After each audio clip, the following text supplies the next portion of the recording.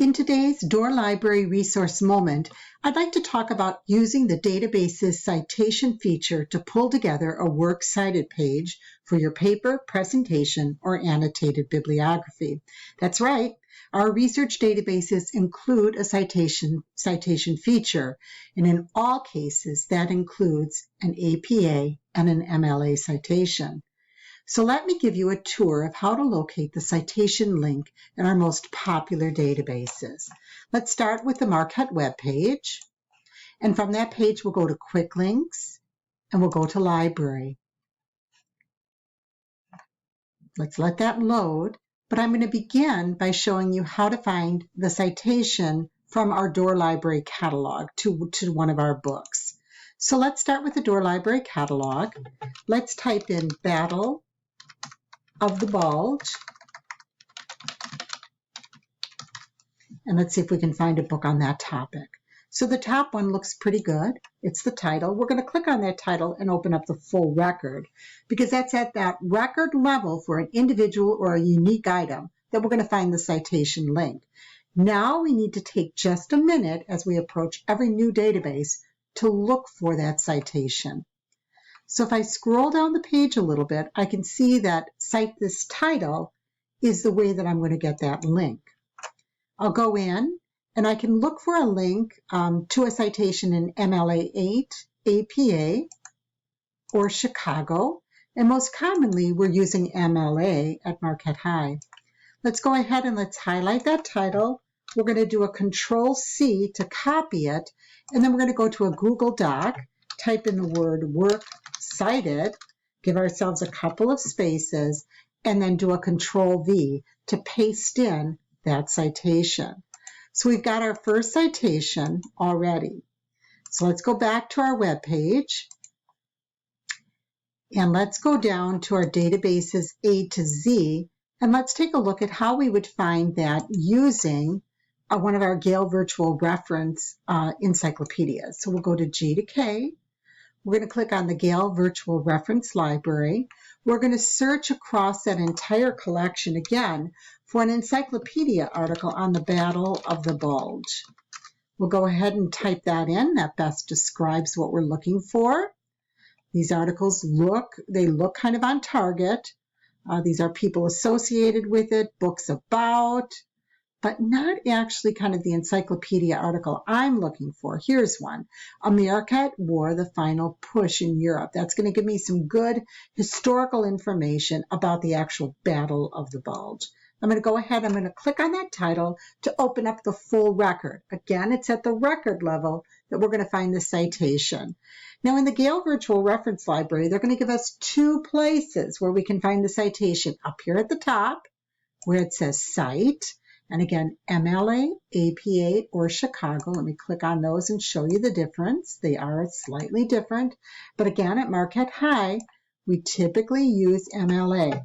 So I'm going to highlight it, do a Control-C. I'm going to go back to my document, go down a couple spaces. I'm going to paste that in. All right. Now I want to show you that in the Gale Virtual Reference Library, they also will give you a citation down at the bottom. So they're duplicating where that citation link is, bottom and top. That's really nice. All right, let's look at one more of our databases that I think is quite popular to use, and that's one of the EBSCO databases. For this particular topic, the Battle of the Bulge, we're going to use History Reference Center. But the platform for searching all of the EBSCO databases is the same. So if we learn where to look for that citation link in one EBSCO database, we're going to know how to do it in all of the other EBSCO databases. Again, we're looking for information on Battle of the Bulge. So we'll go ahead and we're going to type our keywords into the search box. I'm going to limit to full text just so I see only those things I can get my hands on right away. And now I'm looking at a list of magazine, newspaper, encyclopedia, and some book entries that are all part of that EBSCO History Reference Center. So I like this first article, Against All Odds. All right, I'm going to click on that title to open up again the record. It's at the record level that we're going to find the citation.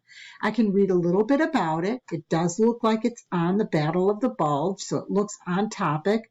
It's coming from a magazine called World War II, published in April of 2019 by James Fallon.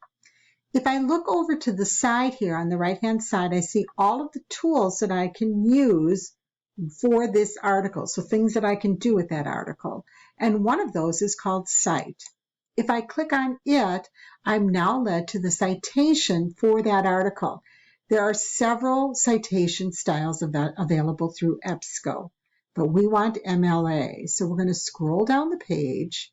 They're in alphabetical order, and we're going to highlight the MLA citation, do a Control-C, open up our document, and do a Control-V to add that citation. Since we know that the citation link is a common element of research databases, the key is to look around the page at that record level, looking for the word citation or an icon that looks like it might be a symbol for a citation. Click on that link and copy and paste it into a running works cited page. Now you're going to have some formatting issues as you copy and paste these things.